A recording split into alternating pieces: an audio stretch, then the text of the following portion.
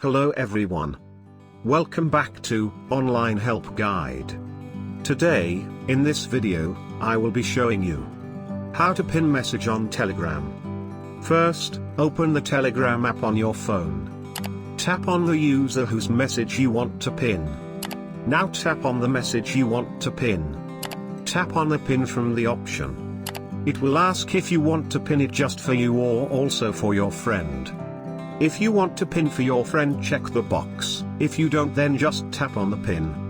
And you will pin messages on Telegram.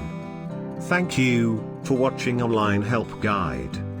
Hope this video was helpful and you're able to pin messages on Telegram. If you like our video, then don't forget to hit the like button on our video and comment down if you have any question or feedback. Also, if you are new to our channel, please subscribe and hit the bell icon to our channel.